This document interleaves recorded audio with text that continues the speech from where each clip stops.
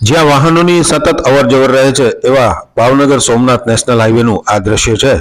જાફરાબાદના નાગેશ્રી નજીક એક સિંહણ હાઈવે ઉપર બેસી ગઈ છે અને બીજી તરફ વાહનોની કતાર લાગી ગઈ છે। રાતના અંધકારમાં સિંહણ આ વાહનોનો અવાજ જોઈ અને રોડની નીચે તો ઉતરી જાય છે, પરંતુ આ જ સમયે જે બનાવ બગસરા પંથકમાં બન્યો હતો તે બહુ ગંભીર છે અને બહુ જ ચિંતાજનક છે। જૂનાગઢ સ્વામિનારાયણ મંદિરના સાધુઓ મોટા મુંજિયાસર ગામેથી પસાર થઈ રહ્યા હતા ત્યારે એક સિંહણ એમની હડફેટે આવી જાય છે અને સિંહણના બંને પગમાં ખૂબ જ ઈજા પહોંચે છે। આ દ્રશ્યમાં તમે જોઈ શકો છો કે જે રીતે કારની હાલત છે એ જ દર્શાવે છે કે કારને જો આટલું નુકસાન થયું હોય તો આ કારે જેને ટક્કર મારી છે એ સિંહણની કેવી હાલત થઈ હશે। કોઠારી સ્વામી તો પોતાની ગાડી મૂકી અને બીજી ગાડીમાં રવાના થઈ ગયા, પરંતુ ઈજા પામેલી સિંહણનું રેસ્ક્યુ કરવા માટે વન વિભાગની ટીમો કામે લાગી અને આ ઈજાગ્રસ્ત સિંહણને અંતે સારવાર માટે ખસેડવામાં આવી। એવું કહેવામાં આવે છે કે આ સંતોની ગાડી પૂરપાટ વેગે જઈ રહી હતી અને તેણે કદાવર સિંહણને ટક્કર મારી, જેમાં સિંહણને પાછળના ભાગેથી ઈજા થઈ અને એમના બંને પગમાં ફ્રેક્ચર થઈ ગયું।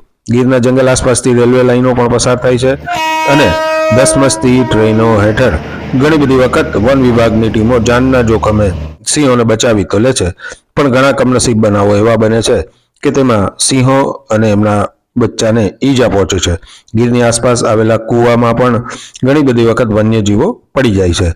આ દ્રશ્યમાં તમે જોઈ શકો છો કે એક ખુલ્લા કૂવામાં સિંહણ પડી ગઈ છે।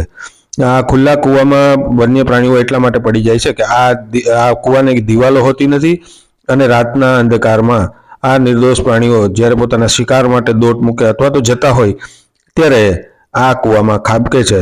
ઘણા બધા કિસ્સામાં એ કૂવામાં પડી જાય અને તરત જ વન વિભાગને જાણ કરવામાં આવતી હોય છે, પણ ઘણી બધી વખત સુમસામ વિસ્તારોમાં આ વન્ય પ્રાણીઓ કૂવામાં પડ્યા છે કે કેમ એનો અંદાજ આસપાસના લોકોને આવે ત્યારે ઘણું મોડું થઈ ગયું હોય છે। ગીરની આસપાસના રસ્તા ઉપરથી તમે આ દ્રશ્ય જુઓ, આ ભાવનગર નજીકનું છે અને બ્લેકબક કેવી રીતે રસ્તો ક્રોસ કરી રહ્યા છે, મનને મોહી લે તેવું આ દ્રશ્ય છે।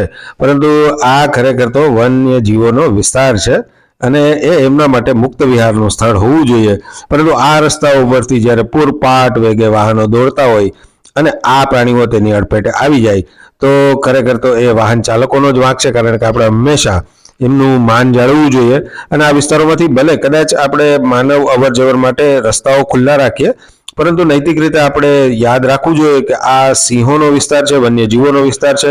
આ વિડીયો તમે જોજો, સિંહો રસ્તા ઉપરથી જ્યારે નીકળે છે ત્યારે માનવીને જોઈ અને એ એમનું કેટલું ધ્યાન રાખે છે, એમની સંવેદનાનો આ શાનદાર નમૂનો છે।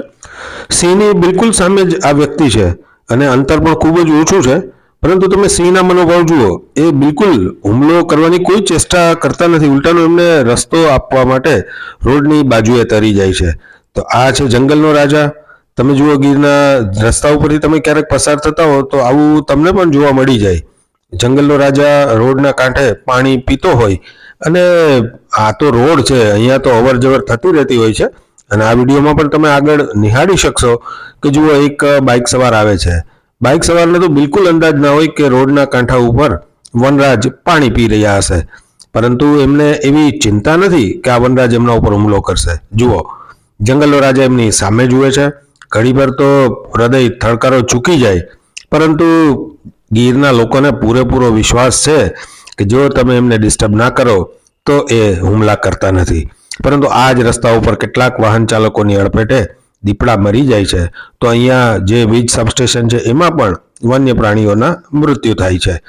હવે આવા જે વિડીયો જોઈએ ત્યારે ખૂબ જ આંચકો અનુભવાય કે લોકો નિરાતે શિકાર આરોગતા સિંહ પરિવારને ડિસ્ટર્બ કરે છે। તો આપણે ગીરના જંગલની આસપાસ રહેતા હોઈએ ત્યારે આપણે સિંહોનું જતન કરવું જોઈએ, એમને બિલકુલ ખલેલ ના પહોંચે એ આપણી પહેલી ફરજ હોવી જોઈએ। ગીર અને સિંહોના રોમાંચક વિડીયોઝ તમને પસંદ હોય તો તમે આ ચેનલને સબસ્ક્રાઇબ કરી અને આ પ્રકારના અનેક વિડીયોઝને નિહાળી શકો છો।